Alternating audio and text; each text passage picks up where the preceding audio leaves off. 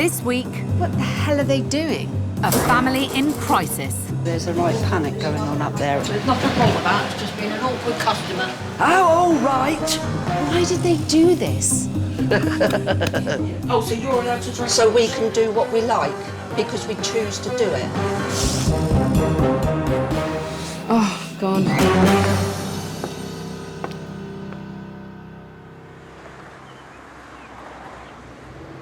So you don't listen, do you? I try and say it nicely, but This is coming up at every single meeting and it needs to stop. In the heart of the tranquil Dorset village of Wareham is the Black Bear Hotel.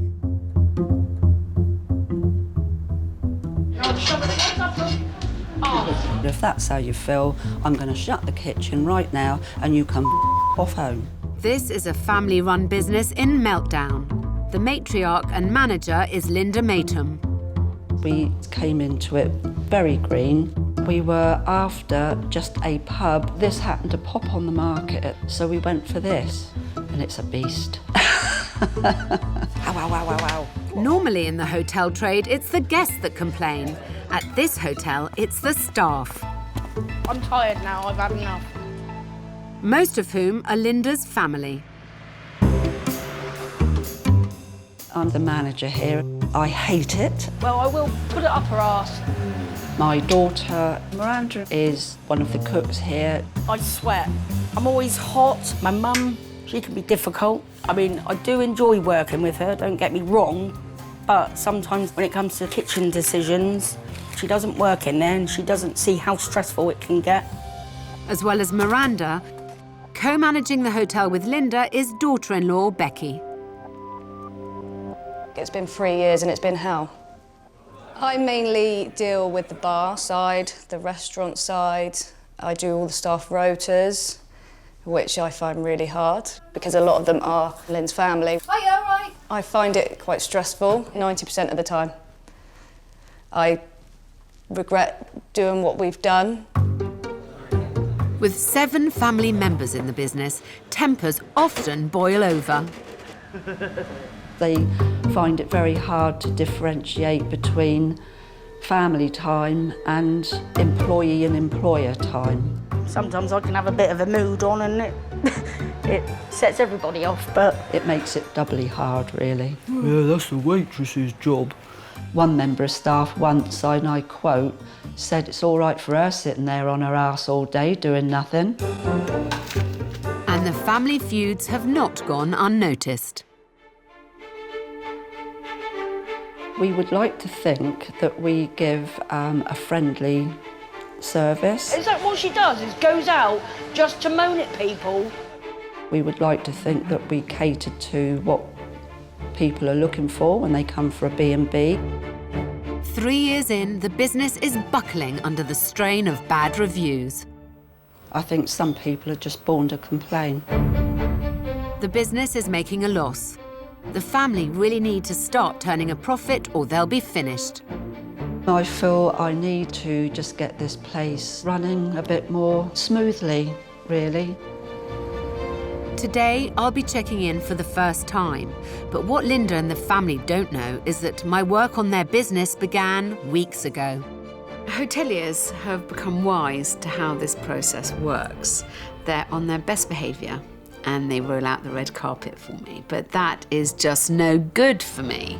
I need to see how the place operates on a daily basis. So, I arranged to rig the pub with cameras, allowing me to see what they're really like at work. And I came across an astonishing staff meeting. The first thing we're going to start with is attitude towards management. We are the 3 people in charge. Everything comes back to us. Don't do as we do as we tell you, basically. No, say what you want. But then you should all be making an example. You should accept the fact you're being told not to do it. I'm just sort of saying, what goes for one goes for everybody. But it doesn't, because we're management. Yeah. Oh, so you're allowed to drink? So we can do what we like, because we choose to do it. I've never heard anyone talk to staff like that. What, do as I say, not as I do? What happened to leading by example? This is what we agreed, this is what is going to happen, deal with it. I'm amazed that they have anyone working for them under those conditions. You're not listening, are you? Well, I'm listening. No, forget it. I can't talk to somebody like you when you're doing that. I really can't. That is a fucking bad attitude. And you want to get out of it. I'm struggling to know where to even start with this place. Now, I'm in Wareham to give it my best shot, but I need to get the full guest experience for myself. Hello. Hi. Oh, hello. I'm Alex. Hello, Alex. I'm Lynn. Lovely to meet you. Thank Lovely you. to meet you too. So we've picked a room out for you that we hope you'll like. Anyone else there to introduce me to? Yeah, sure. You want to meet Becky? Hi, I'm Becky. I'm Alex. Nice to meet you. Nice to meet you. Thank you for having me. Thank you for coming along, I think. Well, I hope you feel like that tomorrow. I doubt it. I doubt it very much. Let's go. I want to get the full picture, so I'm spending the night. At £75, it's £15 more than the national average. So the room really needs to deliver. You get what you pay for, and I think we're very reasonably priced. Unfortunately, we're short for space, and it's laundry day tomorrow, so it has to be out ready for them to take.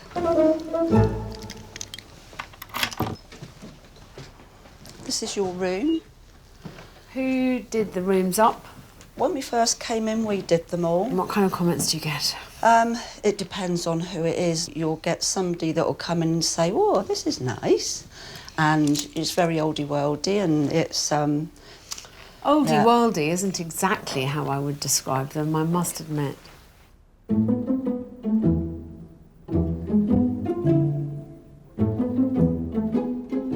It has been a long time since my heart has sunk so dramatically on entering a room. Who hangs pictures like that?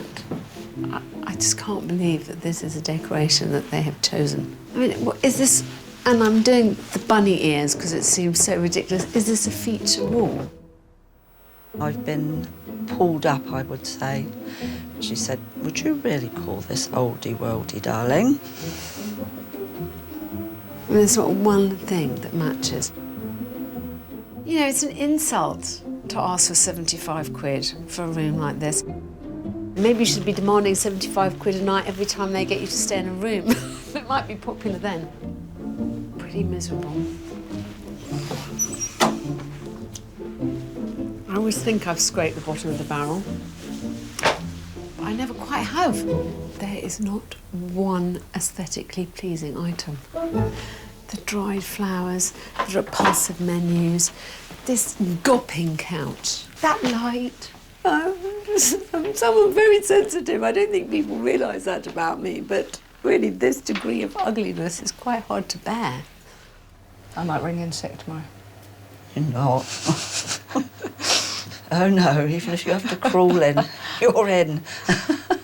But there's even more barrel scraping to be done in the other rooms. The rooms are, I think they're a little bit better than basic.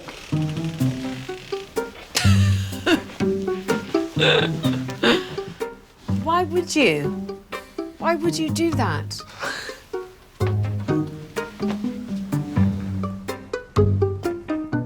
This is the in-room brochure, which just has a printed out version of the menu that you can find here. Why would you hang a picture there? I've met Lynn. She seems quite a nice person. I don't want to destroy her or her family's dreams. But what the hell are they doing? Why did they do this? Did any of them have any experience in the hospitality industry? Have any of them got any idea of standards, of people's expectations? I mean, the fact that Lynn could say to me that some people walk into a room and say, "Oh gosh, how lovely." Who? Who says that?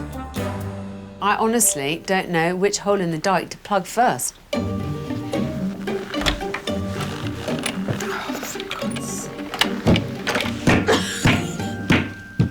Let me out!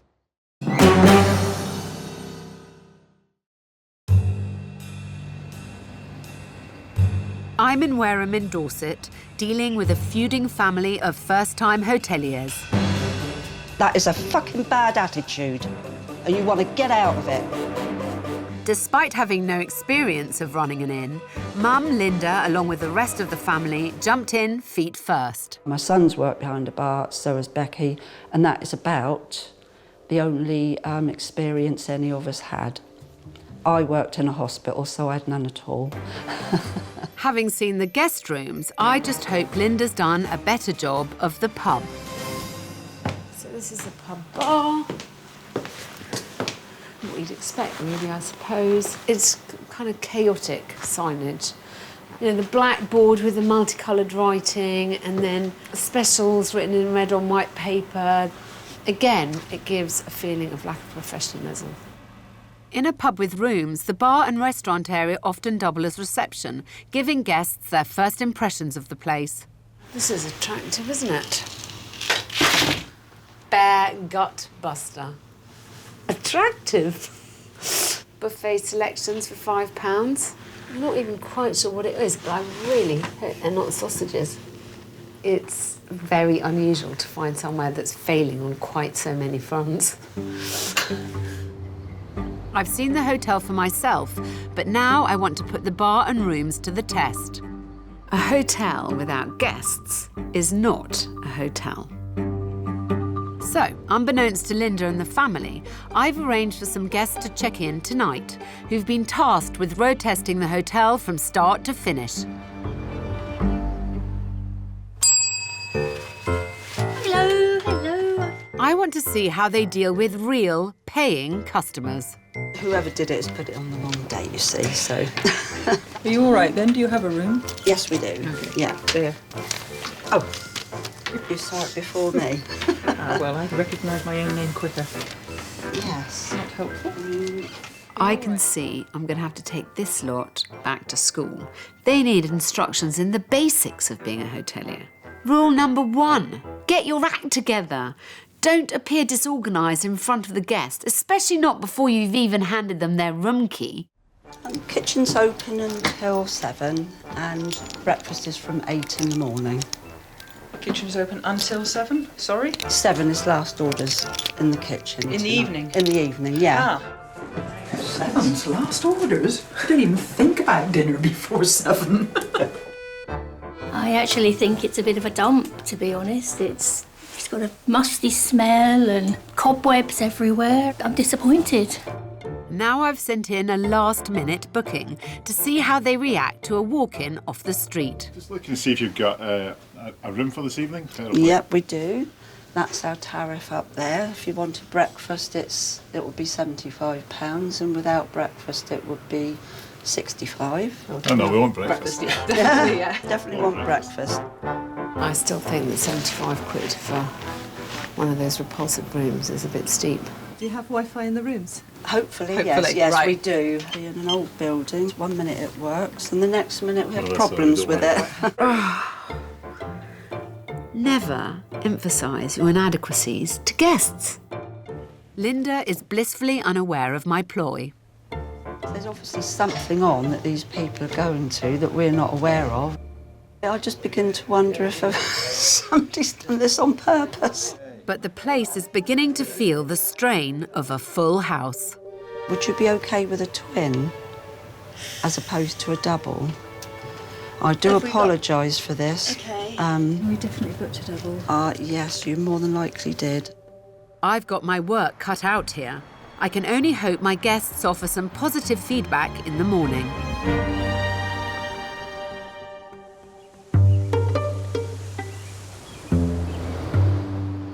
But if my stay is anything to go by, we're in for a long day. Well, first thing is that the room isn't quite as clean as, you know, it's cracked up to be. Obviously, they've never heard about cleaning shower taps, lots and lots of water staining. And the shower pressure is pretty awful. I'm really looking forward to finding out how my planted guests did last night and how they're feeling this morning. My guest experiment continues with breakfast. If anyone has experienced problems during their stay, this is the last opportunity for redemption. Lipstick marked breakfast glass. Lots of condiments, though. I mean, if salad cream on toast is your thing, you've come to the right place. I want to know what my guests thought of their £75 a night rooms. There's ladders and bags of laundry, and there's just storage all over the place. The shower was so clogged up that you had no pressure on it at all. The shower head was absolutely filthy, so that was probably the biggest complaint about it. I turned on the tap, and you know that sort of oxidised orange water that comes out from both taps. The whole reception thing was a little off. The lady was just, you know, not quite sure what she should be doing. What did you think of value for money? No. I was very cosy and very comfy, but 75 quid a night. Breakfast needs to deliver if my guests are going to feel better about their stay. That's awful. No, okay. I don't know what it's made of. It's not made of pork. Breakfast was not nice. Breakfast was horrible, actually. The quality of what was there was pretty poor. Everything had just been literally thrown on that plate. Your sausage didn't look very meaty, did it? Breakfast is a letdown. But it's not over for my secret guests yet. They've now got to road test lunch, which is down to daughter Miranda. Everything all right? Yeah. What do you like cooking and what don't you? The combos, they're fiddly, a pain when you've got a big order. Yeah. Another one I don't like doing very much is a penne pasta. Why? It takes so long to cook. 14 minutes or 12 minutes or something. A pub with rooms needs to rely on daytime trade to carry it through its quietest periods. Get this part of the business right and you've tapped into a steady stream of valuable income. I'm hoping that lunch is a vast improvement on breakfast. Would you like to take a seat? I'll bring a couple of menus over for you, OK? I have a few things off the menu today. I've only got vegetable soup, just for the soup of the day. No liver today, no lasagnas today. I've got no Knickerbocker Glory, no camembert, and no fish food, OK? Okay. This is appalling. Nothing gets a customer's back up more than a waiter reeling off a long list of what's not available. Let's have a crab sandwich, please. Crab sandwich? Really crab? No, sorry. No, yep. We have no crab sandwiches left, unfortunately. I've just been informed. Of the limited dishes that are available... Can I take the pen pasta? Yeah, you can take, yeah. As soon as they go out... Thanks very much. They're being sent back. Sorry, it's not very warm. It could do being a bit hotter, I think. Oh, OK, yeah, I can take that back. Thank you. All right. Thank you. And my soup. Is it cold? Well, it's not cold, but it's to do with a zap. All right, OK. Miranda is in a spin, and quality control has gone out the window. What's the matter with that? Hot enough. And the lasagna's cold inside. Okay. Go on then, while I'm waiting. Yeah, I'm starving. Thank you. There's nothing wrong with that. It's just being an awkward customer. There's nothing wrong with that. It's not undercooked at all. Well, I'll tell them it's going to be another 20 minutes and they can have it in 20 minutes when the pasta's cooked. Okay? Yeah. You want a fresh one? I can't reheat or do anything without I've got to cook a fresh one. The place is in Meltdown, but bizarrely, the woman in charge is sat on the wrong side of the bar doing nothing to help. There's a right panic going on up there at the moment. And they'll start arguing and then we'll have problems, which is this is all about. Nothing wrong with that. She's already in panic mode, and when she gets in panic mode, she's on the ceiling. When a restaurant is at full capacity and things go wrong, that's when you need your manager to step up to the plate. Of course, things can go awry, but it's amazing what a difference it makes to have a manager there explaining things, putting things right, and basically diffusing the situation. But Linda leaves granddaughter Jade to face the music alone. There we go, here's your pasta. I'm really sorry about the wait. That's okay, hopefully that's better for you. Okay, thank you very much. No problem. The menu is far too big, and one of the problems that they have in the kitchen is managing such an enormous menu. I mean, there's so many products, so many bits and bobs. I mean, keep it simple, stupid. I'm a great believer in that. 3 years into running the business, it feels to me like this family are still on page 1. It's time to fess up. I've got guests here that I've planted. I mean, I did look up and say, well, it's almost like these people are coming here and they've been planted on me. Well, you were right, very perceptive. I have to say, darling, 3 years of being here, it still feels very shaky, very amateur and a bit shambolic. Specifically things like this. Everywhere I look, there's something that shouldn't be done that way. Yeah. 15 rooms, and they're the poor relation here. They're just very basic, darling. With everyone putting in their 10 cents worth, and as a result, you've got a bastard child that pleases nobody. If I'm brutal, you don't have very nice rooms. You don't have a lovely dining room. What you're going to have to do is have the best bloody customer service in town. Right. And you're a long way from that at the moment. Do as we say, not as we do. In a staff meeting. I mean, that shook me to the core. Yeah. A textbook example of how not to manage a team. I've got 48 hours to turn this round. Sure. I've no choice but to take drastic action. I want to close the Bear for business tomorrow, and I want to do a massive staff training session. Right, okay. With not just the staff, the managers, because I think the managers need it. It is a matter of everyone pulling together, pulling in the same direction, that's going to make this work or not, because honestly, it's teetering on the brink.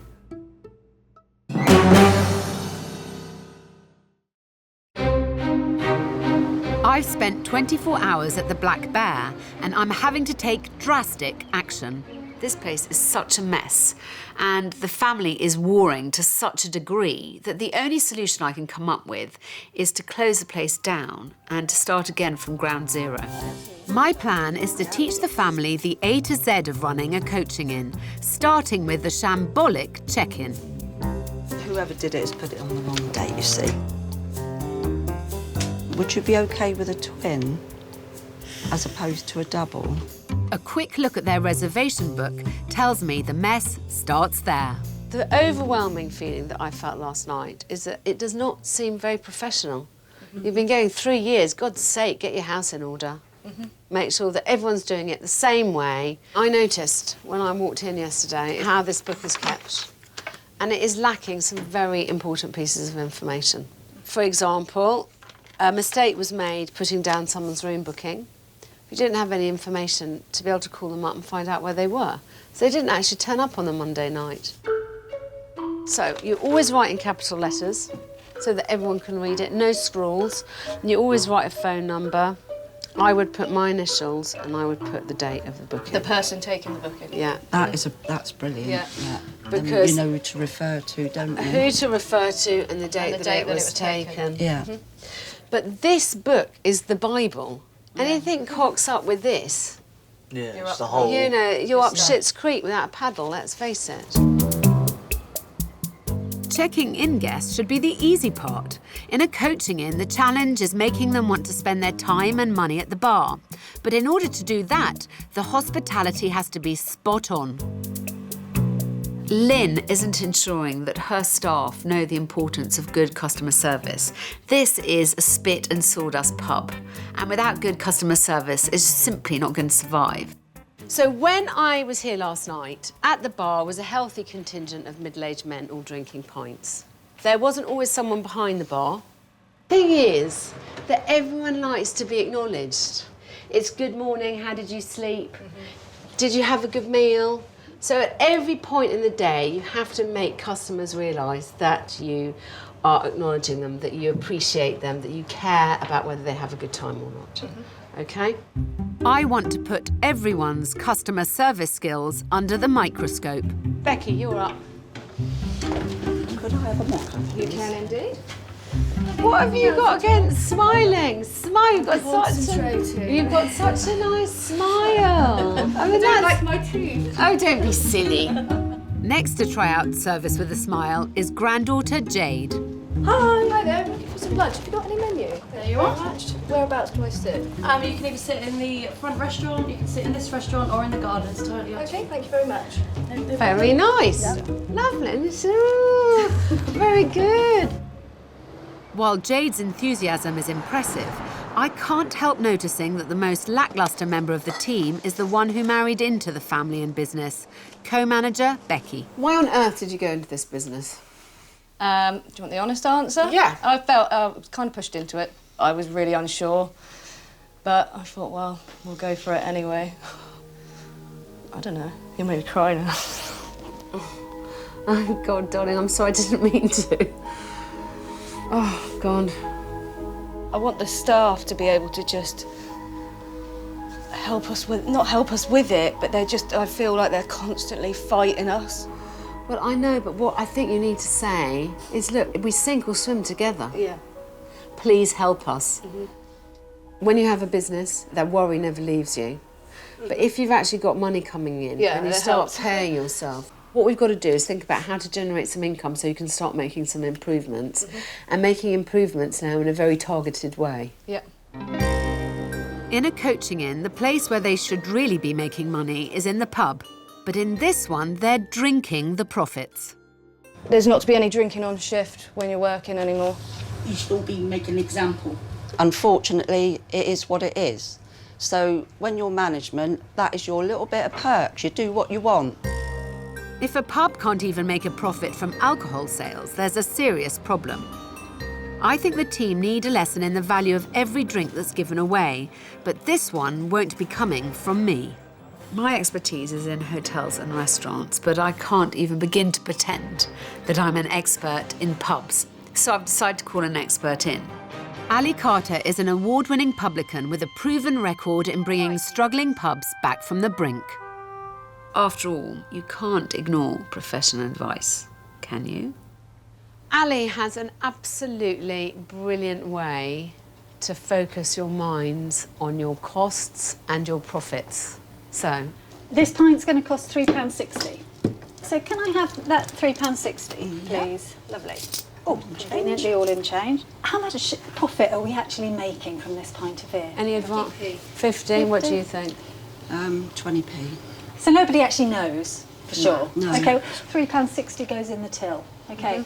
What happens then? Where does the first bit of money go? VAT, man. VAT. So on £3.60, that's 60p.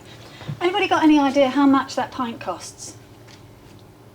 So it costs roughly £1.50. Yep. Staff is going to cost you 78p. OK, and then you mentioned electricity and the gases and everything. We're going to put in an allowance on those for about 12p. Rent and rates are horrendous, aren't they? Yeah. So we're going to put in 48p for rent and rates. I've got 12p, OK? But it doesn't stop there. But could you give me back 3p, please? Because you need to pay your taxes on your profits. I suppose that got to go there. Absolutely. So what are you left with then? 9p. 9p. Yeah. So that £3.60 that goes in the till translates down to just 9p profit. You have to pull a lot of pints in an hour to justify that. And that's how fragile these profits are. Yeah. Nobody does this job for a laugh. And, you know, the bottom line, we are here to make a profit. Full stop. Otherwise, it's not worth getting out of bed in the morning. I really want to get the engine room of this business working so we can start turning the profits downstairs into improvements upstairs. And where they can really make money from their guests is with pub grub, if they can get their food offering right. Do you want a runny one or a snotty one? But this is daughter Miranda's domain. Lunch was a disaster, and one of the main reasons is that the menu's too big. With so many items and only one chef, Miranda gets stressed out, and that impacts upon all the other staff, and then the customers feel it too. Don't care anymore. If this place is to survive, they have to cut down the menu. But I've got to convince the mother and daughter who devised it to see sense. What would you say are the top 10 bestsellers? Lasagna. That's Bad cod. Makes perfect sense. Go on, someone else? These two are very popular, the steak and muffin I was just about to say pie that. and the curry. I have to say, hand on heart, this is not meant to be an insult, but is this a seafood pub? No. Why are you serving it? That's what I would have. This isn't about you. What you have to maximise is your revenue It's here what in goes this down. place. Yeah. I'm glad that the menu has been slimmed down and I am looking forward to it. I think that was really positive. I mean, overall, they're quite receptive. You know, I'm not reinventing the wheel here. I'm telling them things that they would know if they'd been in the industry for any length of time. I've always said from day dot the menu's been too big and it's too cheap. I get to work reducing their 40-dish menu to an ample 10 dishes. And I'm opening the doors to paying customers.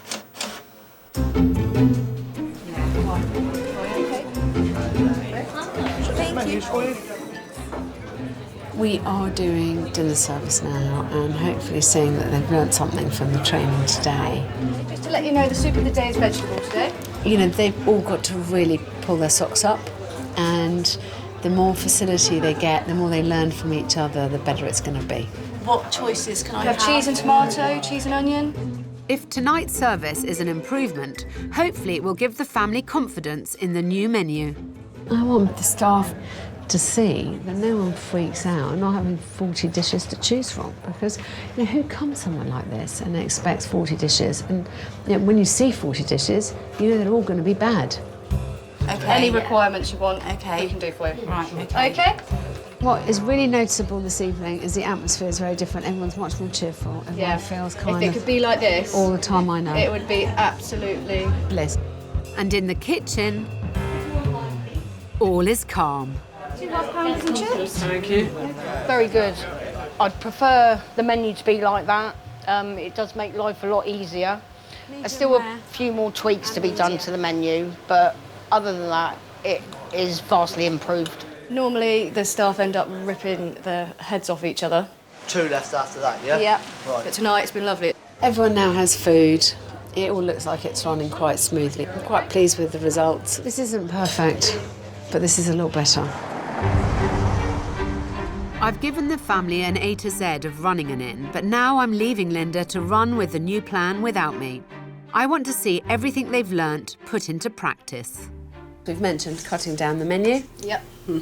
I would like you to do that. Try it. 2 weeks, try a cut down menu.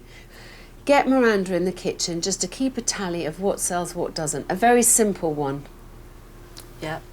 And I think we need a makeover, especially in the bedrooms. I would recommend you stay in your bedrooms, to sleep in a bedroom or 2. See what improvements need to be made. See whether you're justified in charging those room prices. Because, you know, 75 quid is a lot of money these days. You've got a young, energetic team, if you can manage to corral them. You've got to be strict when the occasion demands it, but you've also got to make sure that you move together as a team. But can this team be trusted to go it alone? Just a tad crooked. I'm not quite sure why that is. How did you find the experience? The first thing we noticed was the staff. There's a lot on the line here.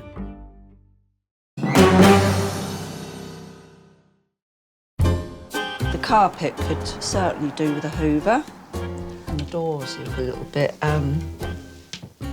just a tad crooked. I'm not quite sure why that is. At the Black Bear, Mum and boss Linda is now implementing the new regime. The 15 rooms are in dire need of a basic makeover. Could do with a different chair. There, that looks a bit, doesn't it? But before Linda makes any changes, I want her to spend a night in one of her rooms, allowing her to experience what her guests have been putting up with. I'd find it annoying that there are 2 pictures together up there like that. Right. I think it can be a really good idea to try out your hotel room, because once you've tried one, you're pretty aware of what the successes and the failures are. We've got a do not open the window sign there. I'm not quite sure why that is. There's a little bit of mould on the ceiling up there. Coming up here and sort of going around and looking at all this more closely and spending a bit more time in the room it is definitely a worthwhile experience, and it's brought a lot of things to my attention. So, yeah, I do think it's quite worthwhile. I'm glad I did it.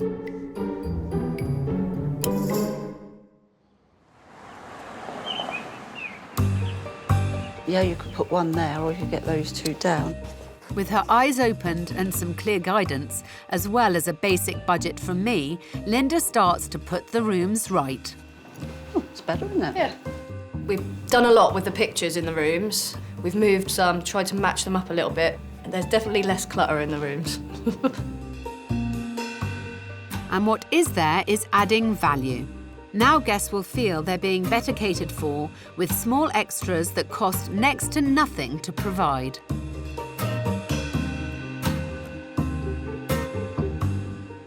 I feel that we've done a reasonably good job up there. But it's going to take more than getting the rooms right if we're going to reverse years of poor customer feedback. When a hotel has had a lot of poor reviews, it takes a long time to win back custom. Bad reviews tend to stick. So, some really obvious signs that there are changes happening in the place are a good idea. The bar is a coaching-in shop window, and a new look will send out a clear signal that the business has changed. 5 weeks ago, the pub was tired and drab, complete with whiteboards and scrappy pieces of paper. Now I've delivered a more sophisticated design with a unified warm colour scheme that brings out the features of this traditional coaching inn. This is now an inviting space where guests will be happy to spend time and money. It's nice, it's an improvement, it's definitely an improvement. It looks lovely down here. Along with the new look bar comes some changes to staff management too. I will be bar supervisor. Granddaughter Jade has stepped up. They're going to put me through my personal licence. Also displaying more things so customers, when they come in, they've got an idea of what to pick and choose. Just more happy, friendly faces behind the bar, I think. That'd be good.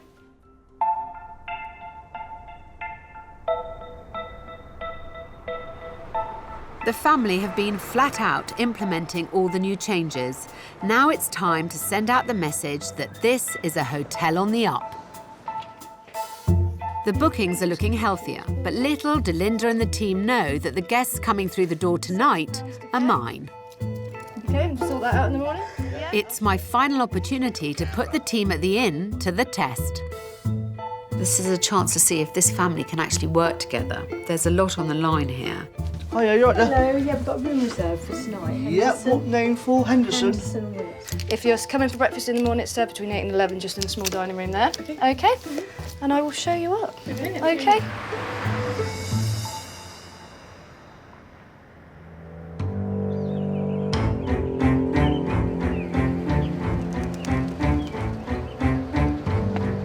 I'm back in Wareham. I'm kind of slightly nervous about what I'm going to find. My secret guests have stayed the night, and I'm longing to hear how they rated it. If the guest experience hasn't improved, then all of my hard work will have been a complete waste of time. So, I want to ask you what your impressions are. Were people friendly? Staff friendly? Oh, very, Yes, very friendly. Yeah, they're all doing the best. Yeah. How did you find the experience? The first thing we noticed was the staff were so welcoming and so nice to us when we arrived. Gave us some great recommendations about where to eat, which were spot on. It was the little touches which we really like. You know, box tissues, notepad and pen. Yeah. And in the bathroom, the toiletries, including conditioner, which a lot of hotels don't do. The hospitality tray was lovely, with the biscuits, which a lot of hotels don't do. Yeah, good. Guests are leaving happy, and not just mine. In the past month, the team have won some rave online reviews. But I think there's one more hurdle we have to cross. I didn't want to interrupt. At £75, these rooms are still overpriced. As I mentioned to you already, the average room rate for a room outside London is about 60 quid. You could sell rooms to anybody for 60 quid and make them come down here and start spending their money down in your bar. Even if you put it on at 60 quid a night, if you sold an extra 10 rooms a night, it's an extra 300 quid a night, and over the course of a week, you know, that mounts up considerably. Yeah. We need to start climbing that mountain of making you make money. And I think it's better to fill rooms and make a profit. And encourage traffic to that restaurant and that bar. Have you found this process useful? Oh yeah, definitely. Yeah. Well done, you two, for all your hard work, because you really have listened. It's nice to hear that. Yeah, sometimes. it is, yeah. What a difference. I think the staff respect us a little bit more now. Yeah. So But darling, that helps. you're making huge leaps. You'll But never I be do there. think that you guys are in a really good position now to start improving on the business rather than just firefighting. And that's what I most want for you, to be able to see every year that the business improves, start feeling some money coming into your pockets and not living quite so hand to mouth. Yeah. Thank you Pleasure. very much. Thank you.